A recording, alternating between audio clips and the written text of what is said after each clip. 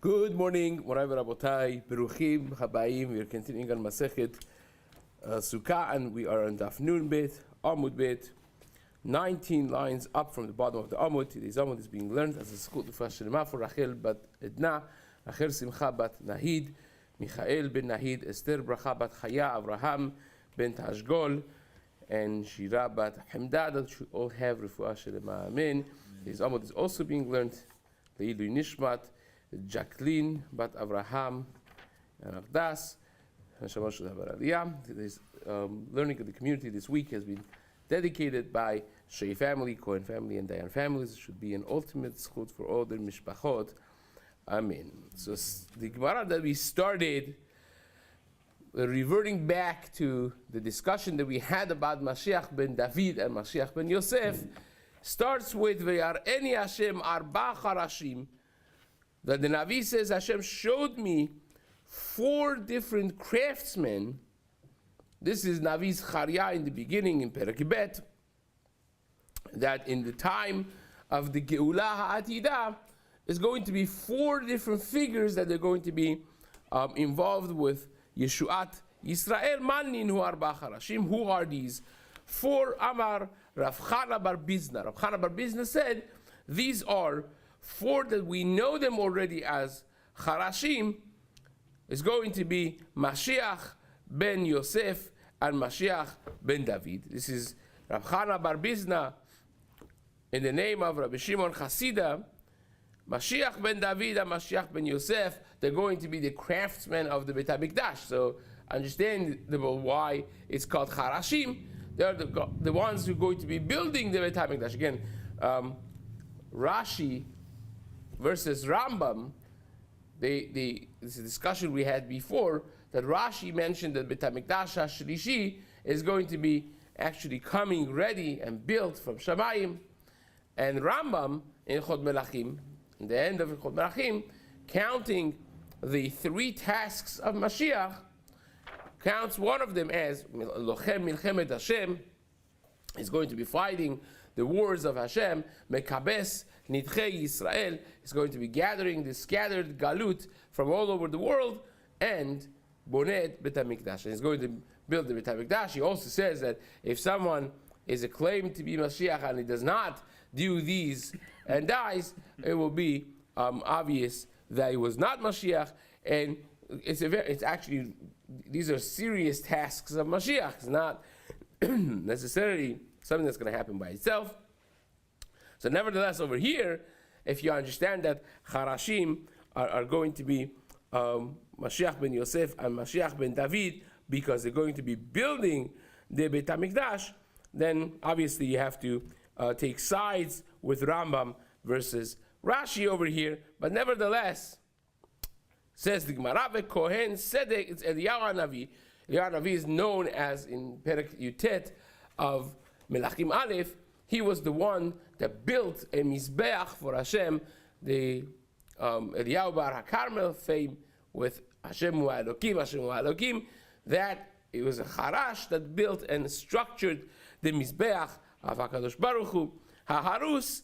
And finally, Kohen Sedek, which we mentioned is the same person as Malki Sedek, Melech Shalem, who Avraham Avinu gave him Maaser, and he was Mechazek Ed Avraham. He is none other than Shem ben Noach, that he was the craftsman of building the Teva and saving humanity. So that's obviously also a Charash. So says the Gemara, Mativ Rav Sheshet. This is going to be a debate back and forth between Rav Sheshet and Rav Chana over here, which is Pashtet, is Rav Chana Bagata. And Rav Sheshet at the end is going to retract and retrieve and regret having gotten into a debate with Rav Chana. Rav Chana was known as an expert in Agada. Actually, the interesting tucked away in Masechet Yevamot, Daf Samech Zayin. There, Rashi explains Rav Chana Bagata was called Bagata because either he was from Baghdad, so hence Bagata, the name Bagata from Baghdad, or it comes from Lashon Agada, Shaya Baki Ba'agadot, right? Either or. So that really fits right into this Gemara over here. But nevertheless, Rav Sheshet challenged this. He said, wait a second. Mativ Rav Sheshet. So if you are bringing from this pasuk in Zechariah, read the psukim later and seems that these four are actually damaging Klal Yisrael, not saving them. And these four are supposed to be the saviors, not people who attack. So says the Gemara, these are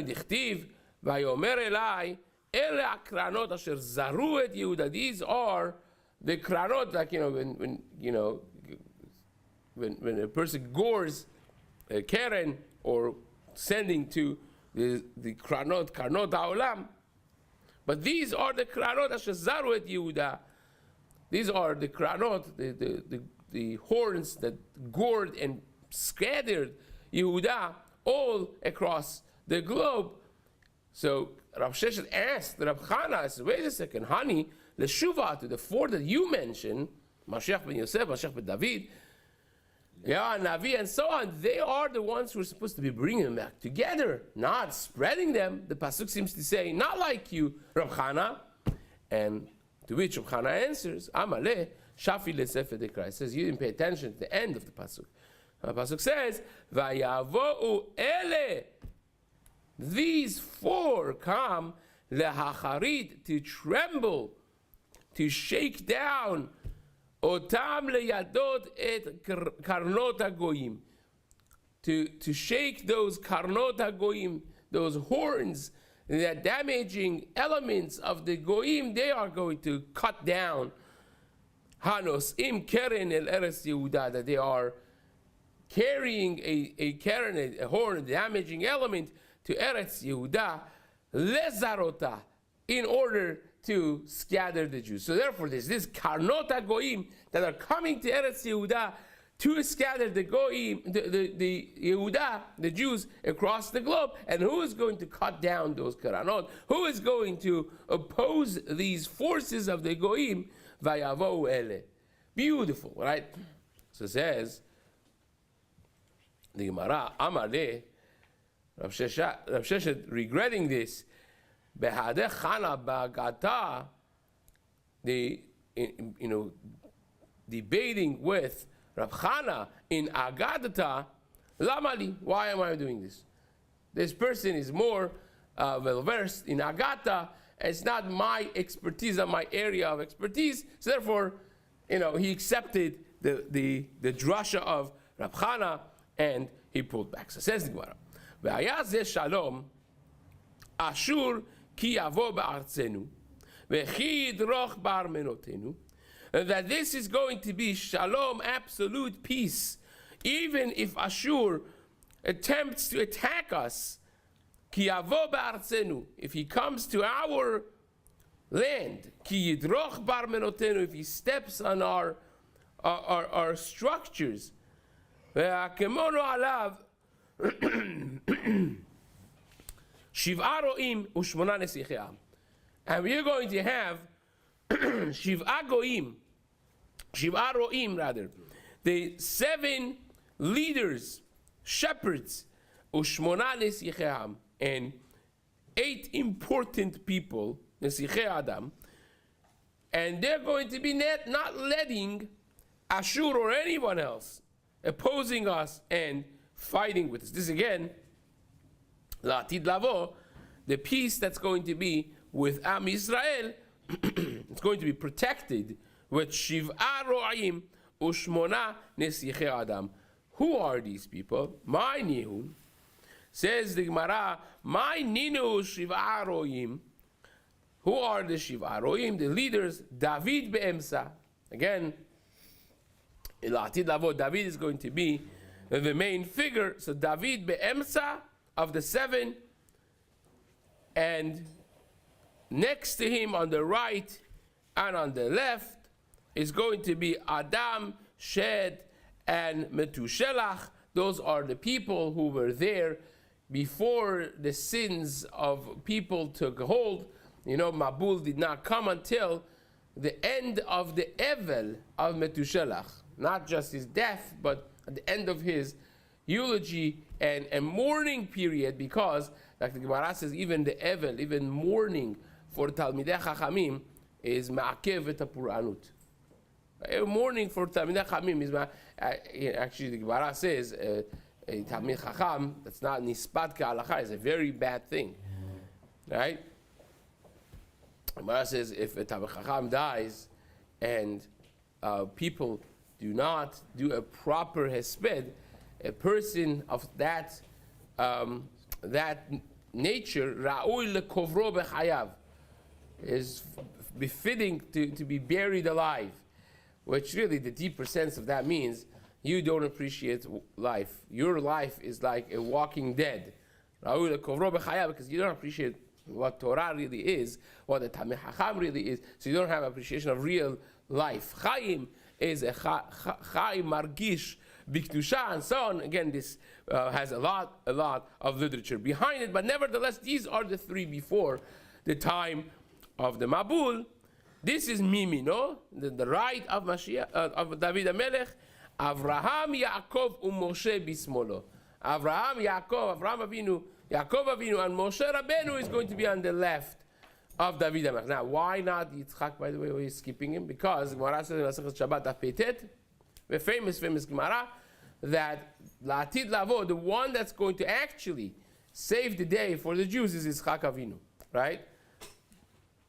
As the pasuk that Gemara darshins that Avraham lo yadanu, Yaakov lo yakirenu, Avraham we don't know, Yaakov doesn't know us, right? And we say, Ata Avinu, ki Ata Avinu. He's talking about Yitzchak Avinu because he's the one that actually saves the day by negotiating our case with HaKadosh Baruch Hu.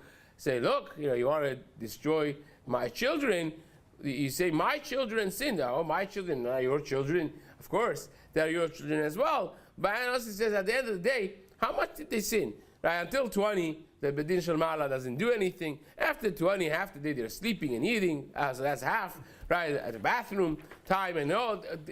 B'sach you have a few hours of the day that they may be not focused. So it says, I'll take half, you take half. I'm the father, you're the father, spiritual, physical, and we will take this on together, and that would be it. So says the Gemara. Therefore, Yitzchak Avinu is not counted as Avraham, Yaakov, and Moshe. Who are the 8 important people? Says the Gemara, Yishai v'Shaul, Shaul HaMelech, Shmuel, Amos, Zephaniah, Sidkiah, Mashiach, ve'Eliyahu. Those are the 8. Now, interesting point. First of all, the Aruch writes others as well. Rashi already brings it here that we don't really know. It's Tamuah. Where do we get these names from? And it must be, say the Mefarashim, that this was a Kabbalah be'edehem. This was a tradition that they had, that these are the people who are going to be Shemona Nesiche Adam. But one pointer that is important, Shaul HaMelech was casted away from being a king. The HaKadosh Baruch Hu says that I regret having made Shaul a king, right? Nichamti ki imlachti et Shaul. Me'ascha Hashem mimelech, Shemuel HaNavi told him, right? And yet what happens? At the end of his life, the day before he was killed in the battle with Plishtim, when he had an encounter with the neshama of Shmuel HaNavi, again, that by itself is a big machloket, already machloket in the level of the Geonim, whether or not this was a real thing that happened, or it was not a real thing, because we're talking about Ovei Deoni, this woman, and many of the Geonim felt that Ovei Deoni are not real things. The Torah prohibits them, not because they're real and Hashem doesn't want you to do it, but because they're not real. It's bogus. Rambam famously is of the opinion that all these things of Kishuf, the black magic, white magic, sorcery, all those things are non-existence. The Rambam speaks about this in multiple places, famously, probably most famously, in Chod Avodah Zarah, Perek Yud Aleph, Halakha Tetvav, I believe it is the last halakha there, But it's not just the Rambam. Many of the Geonim, Rav Shmuel ben Chofni Gaon and others, it's brought in Radak over there in Shmuel, that they believed also that all these things are not real things that actually happen. So they explain away this whole story of encounter of Shaul with the Neshama of Shmuel, with the woman that's doing Ba'alat Ov. But nevertheless, in that encounter, Shmuel was told Shaul, said, Machar, tomorrow you will be with me. And Chazal Darshin, Imi b'mechisati, you're going to be in my place in Gan Eden. That process of Yisurim that he went through, it became the greatest level of kapara for his neshama, that now he could be with Shmuel HaNavi. So it's beautiful to see that the Gemara here, whatever Kabbalah it is that Chazal had, of who is going to be La'atid Lavo in Nesichei Adam, one of them is going to be Shaul, and who is mentioned in the Gemara exactly next to Shmuel. So it's not just Imi b'mechisati, but that Imi b'mechisati is going to be an ongoing, eternal position that is going to have Shaul or Shmuel. And again, this is going to be the Kabbalah that we have for Shemona Nesichei Adam. Says the Gemara, Arba'a Sulamot. In the Mishnah, we discussed that each one of these massive light poles, right? You're talking about very tall. 50 amot is almost at least 75 feet tall. Maybe according to other ways of cheshbon, it's going to be even taller, 85, closer to 100. But this is massive light poles with 4 sides to each one of them, with a massive pail of oil. And we mentioned that each one of these posts, they had 4 sulamot, 4 tall ladders that would take you up to the corner that had one of the pails of oil, the massive containers of oil that would be lit, in order for the Pirchei Kehunah to take these massive containers of oil up there and refill them, put them up there, and light them. So says the Gemara, Arba'a Sulamot, let's explain this. Tana, Govha shel menorah 50 ama. The height of this pole, this light, was 50 ama, tremendous. V'arba'a yeladim shel Pirchei Kehunah b'yedehem kadeh shemen, that the Pirchei Kehunah would go up these ladders, and in their hands were kadeh shemen, containers of oil, shel 120 log, of 120 log. Now, how do you understand that? That each one of the containers was 120 log? That's a very large measurement, but the Gemara explains, says, Ibayalo, they asked this question, 120 log kulhu? It was that for all 4 together, 120, which would make each one of them 30? Or, Odilma, lekol chad vechad, or maybe each one of the containers was 120, which would be, 480 altogether. Logim av shemen. So it says the Gemara, Tashma, let's bring a proof, that it says, Ubiyedehem kadeh shemen, a Braita that explains this a little bit further. And like many times in Gemara, you have something in the Mishnah that's not super clear, and you have a Braita that 1 or 2 words extra, and answers those questions. So here is one such example that it says, "Ubeidem kadesh shemen shel 30 log."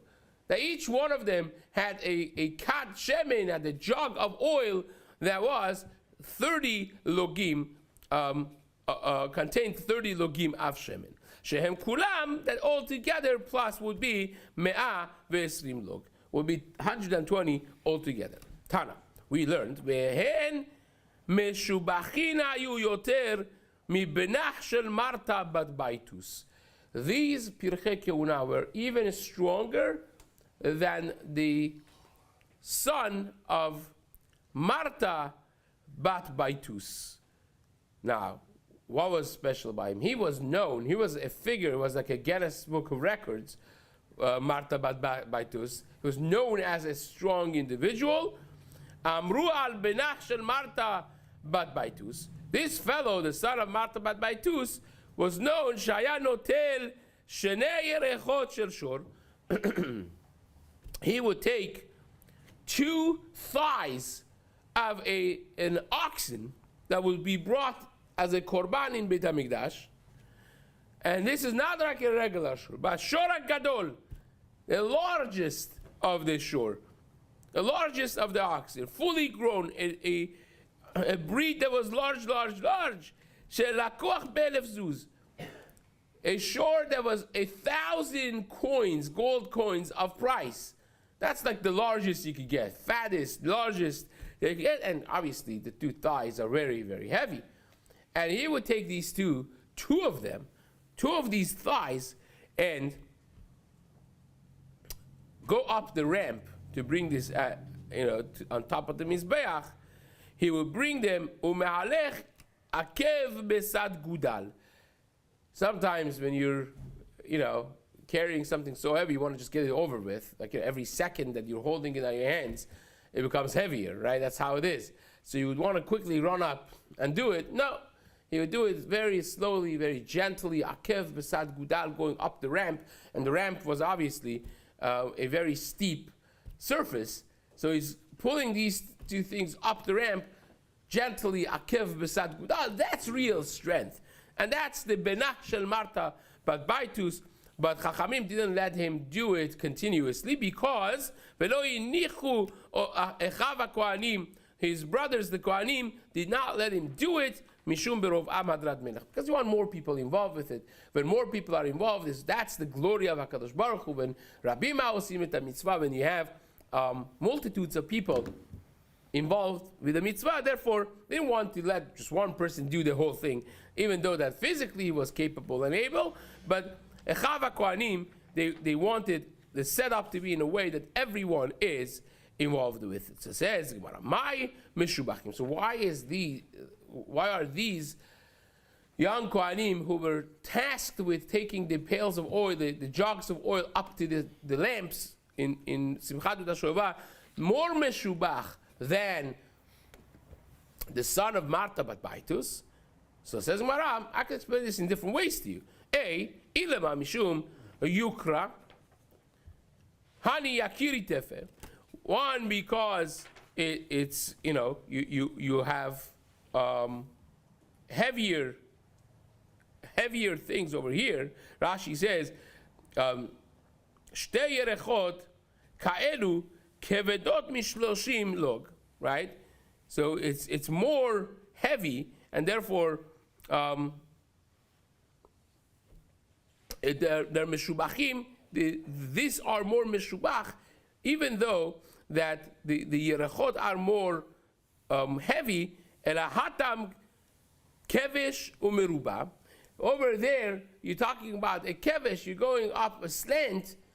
So even though that you have the yerechot that are more heavy than 30 log, the 2 thighs for sure are more heavy, but you're going up a ramp. You're not going to fall anywhere. You're not. It's safe and good, and it's not going up vertically. But over here, hacha sulamot vezakif tuva. Here is vertical, and also going up 50 feet. 50 amot, which is 75 minimum, 75 feet tall. So therefore, it's going to be more meshubach. So says the Gemara, "V'lo haya chatzer b'Yerushalayim." The Mishnah said that there was no chatzer in Yerushalayim that was not lit up from the light of these 16 fires, basically, like 4 times 4, massively tall, torches. Every chatzer Yerushalayim was lit up. Says the Gemara, Tana, we learned.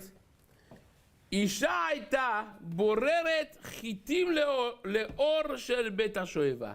It was so light that the woman could easily sift through, check through the wheat that she had and take all the garbage, all the pebbles, all the mixtures out. That's how light it was. It was not just a little light that you saw where you're going, and you wouldn't bump yourself into the pole. But it was so light that you could sit there and do your daily activity. Shemen, that was for Bet HaMikdash. It was hekdesh maybe, and you're using hekdesh for doing sifting your grain.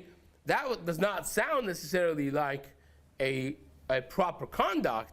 You're using the light of hekdesh for something mundane, right? That would be like, usually if you use hekdesh for mundane, that would be me'ilah, right? You can't use hekdesh for something that is so mundane.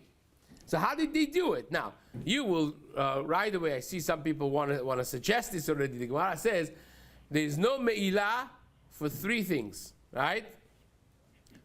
With kol mar'eh v'reach. Kol mar'eh v'reach. If you are hearing something that is from Hekdesh and you're listening to it, there's no me'ilah. That hana'ah is not a tangible hana'ah. So is the hana'ah of smell, of reach, is not a tangible hana'ah.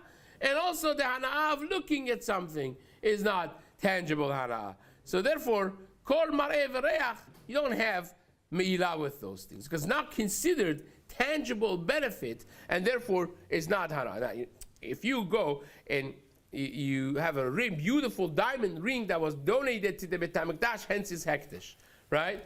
And you wear it, you borrow it from the gizbar, and you wear it in an event. Oh, it looks good. You didn't do anything to the ring still is the same ring.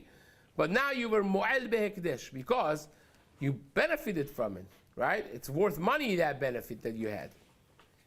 So even though that you didn't consume it, that's hana'ah that is considered me'ilah behekdesh. But these three are so not tangible, right? You're hearing a voice, you're smelling a smell that's emanating from something, or you're looking at a sight of something that is not considered as intangible enough of hana'ah that would constitute a me'ilah. That's what we would want to answer, but it's not so pashut, because here you're not just looking at something, you're actually using it for doing something that would be asur. So we have to come back to this. So see, how exactly is mutar to have hana'ah from the light of the Bet HaMikdash that was provided throughout the night by Simchat Beit HaShoeva? But now we do what we do. We have 3 more minutes. One more piece of the Gemara. Tan Rabbanan. Yesh mehem omrim. Now, what would they say? We said Chasidim v'anshe Maaseh. They didn't let just about anyone to get up there and dance. People were coming there to watch, but only Chasidim v'anshe Maaseh were the ones who got in the middle and they were actually dancing, right? Mm-hmm. And we said that they were saying Shirot v'tishbachot to Hashem. So what are these Shirot v'tishbachot? This is very interesting. So look at what the Gemara says. Yesh mehem omrim. There are those who would say, Ashrei yaldutenu shelo biyasha et ziknutenu.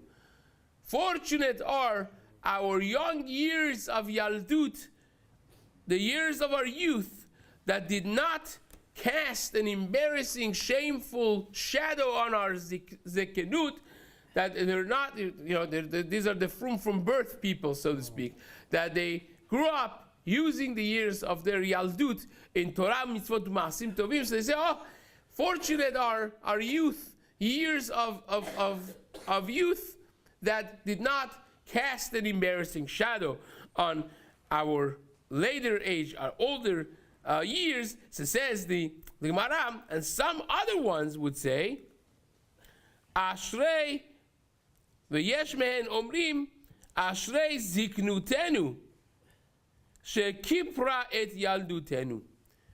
Fortunate are our later years in life that atoned for our younger years. Elu ba'alet tshuva.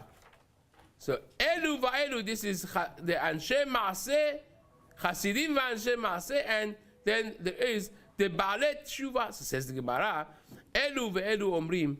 Both of them would say, ashrei mi shelo chata. Fortunate is the person that never sinned. Umi shechata, but someone that did sin, yashuv ve'imcholo. He should come back, and Hashem will be mochel. Now, if you say, two things here, 2 pointers. If you say that these are people who are dancing, as the Gemara and Mishnah indicated, these are the most chashuvest people in Klal Yisrael. And the most chashuv people in Klal Yisrael could be Baalei Tshuva. Could be people who, honestly, they will declare once a year in Simchat U'Tashoeva, Ashrei Ziknutenu, Shekipra Al Yaldutenu, that fortunate are our later years that atone for our younger ones. But you see, this is something that would be even prevalent back then, talking about a Baal Tshuva that becomes B'makom Sh'Baalei Tshuva Omdim En Tzadikim Gemurim Yecholim La'amod. But nevertheless, that's one certain level of lesson that's there to be learned. And second pointer over here is that we always speak the Sfarim HaKdoshim, especially the Hasidic level of understanding, is that Sukkot is actually a Yom Tov of Tshuva. Right? It's not just Yom Kippur. Yom Kippur is Tshuva Mi'yirah. Is the awe of HaKadosh Baruch Hu, Leman Tiyeh Yira'ato al Penechem Lebilti Techetau, and that's Yom Kippur, Chazal say. But Sukkot is also Tshuva. But here is a Tshuva Ma'ava. After you have cleansed yourself in that level of Tshuva Mi'yirah, now comes Tshuva Ma'ava, that you love Hashem so much. Again, night-long dancing and Simcha, and all of that is a process of Tshuva. You see, what they sing is this: Ashrei Ziknutenu, Asher Kibrat Yadutenu. That is a Tshuva that is emanating from love of HaKadosh Baruch Hu, which is a tremendous thing. Is a full circle of Yamim Tovim. Actually, the son of Rabbi Kotler, Sharon Kotler, used to say that just like you have Aseret Yimei Tshuva in the beginning of this process of Chagim, you also have Aseret Yimei Tshuva at the end, culminating with the Isru Chag and the days that we have of Chag HaSukkot, Shmini Atzeret, and the following day of Isru Chag. Those are 10 days of Tshuva Me'ava. Those are 10 days of returning and embracing HaKadosh Baruch Hu from the love of that relationship that we feel with Him. Be'ezrat Hashem, we'll continue this in these